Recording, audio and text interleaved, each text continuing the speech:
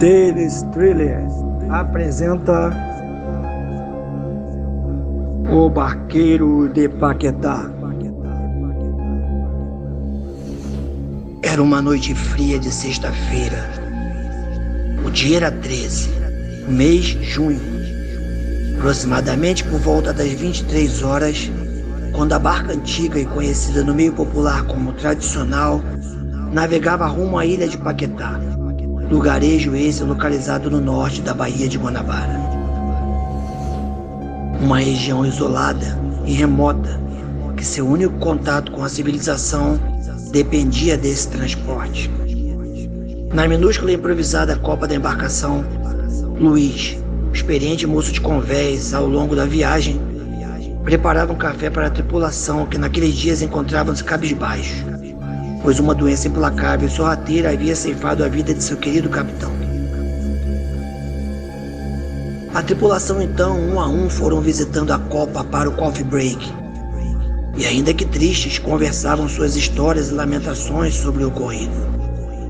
A viagem até lá havia sido tranquila, e apesar da gélida e insistente cerração, a atracação foi perfeita e o desembarque sem anormalidades. Após a equipe de convés aprontar a embarcação, relataram o novo capitão, o fim de faina, este também conhecido e experiente naquela função.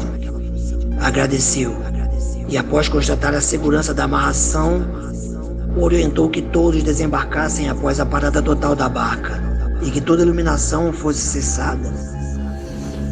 Os tripulantes foram desembarcando aleatoriamente e em poucos minutos todos estavam no alojamento da estação fazendo sua higiene, arrumando seus beliches e naturalmente dormiriam para retornar em sua jornada por volta das 5 horas da manhã.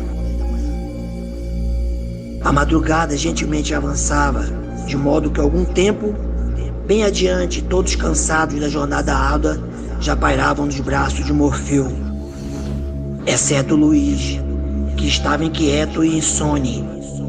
Seria por conta do café? Não sabia ao certo, contudo levantou-se, e algo fez sem cabimento algum que abandonasse o silêncio sepulcral do alojamento e fosse encontrar respostas no interior da velha barca que horas atrás havia se ausentado. Caminhou timidamente pela dependência do terminal e visualizou a barca inerte atracada em sua frente. E embarcou pelo bico de proa, saltando levemente sobre o tricaniz interno. Fez isso apoiando-se nos pés de carneiros estruturais quase invisíveis por conta do negrume que se apresentara. Para ele era fácil, pois fazia aquilo todos os dias. Pronto, agora Luiz estava sozinho, no deck principal daquela belonave, e galgou passadas lentas resolvendo sentar-se na minha nau.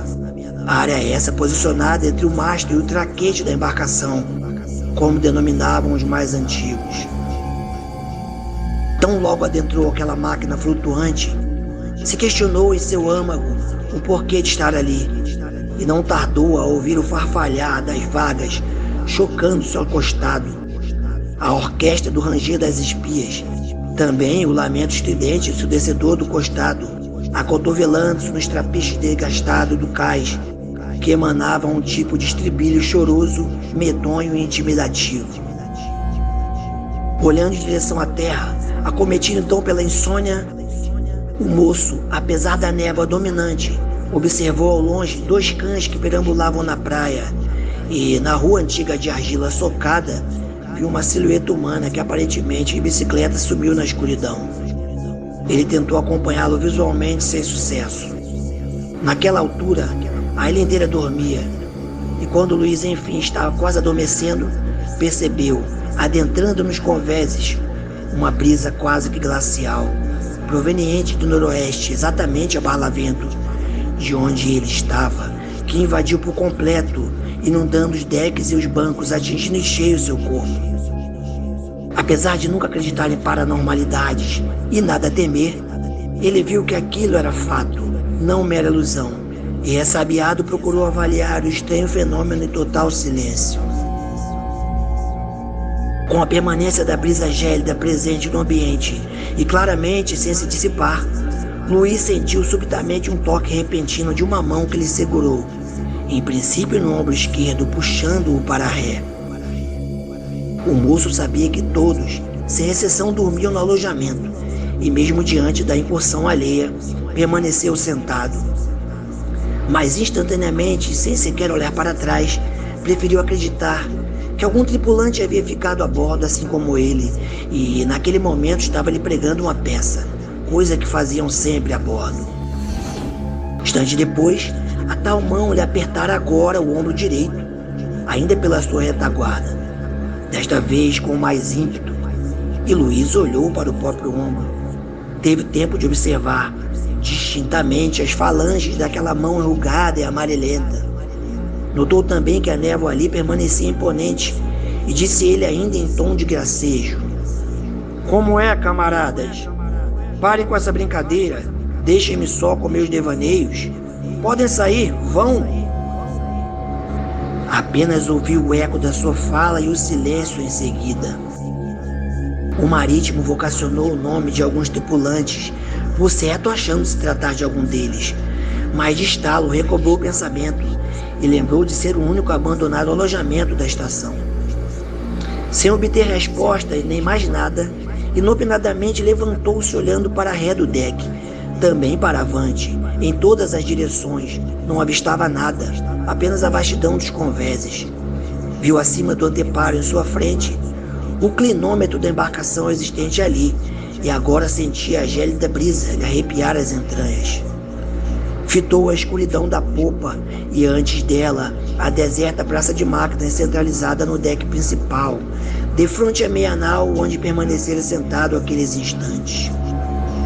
Questionou-se: onde estariam todos eles? Devem estar se escondendo na praça de máquinas, pensou Luiz.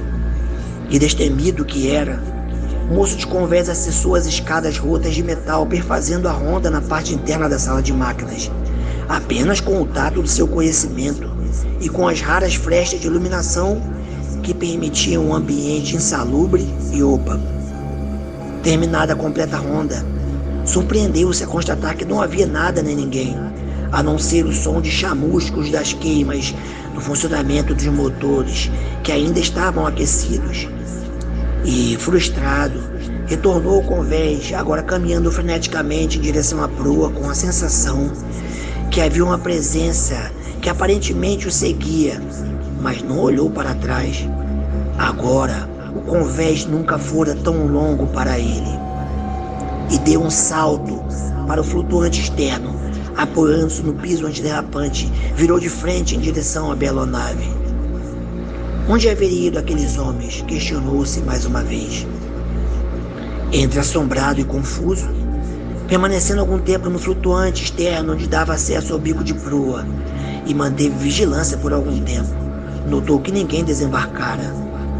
Surgiu então ao alojamento e viu toda a tripulação adormecida em sono pesado. Colocou uma japona de inverno e incólume retornou às adjacências da belonave na tentativa de ainda avistar qualquer sinal de vida, e ali permaneceu até a chegada tímida de seus companheiros de trabalho. À medida que os tripulantes embarcavam, estranharam a presença dele tão cedo a bordo. Luiz, ainda incrédulo, explicou-lhes o fato. Alguns dos tripulantes acreditaram em sua história, comparando-a a outros relatos acontecidos bem anterior. Outros acreditaram se tratar de um sonho. A verdade é que Luiz não havia pregado o olho naquela noite macabra, e enquanto o sol surgia, com seus primeiros raios tímidos dissipando lentamente o espesso nevoeiro, ele agora na meia-nau podia visualizar mais uma vez a parte interna do convés, e antes de iniciar uma nova jornada, observou nitidamente em sua dianteira, no mesmo local, a mesma brisa gélida, insistente, imponente, que categoricamente se negava a desembarcar. Fim do conto.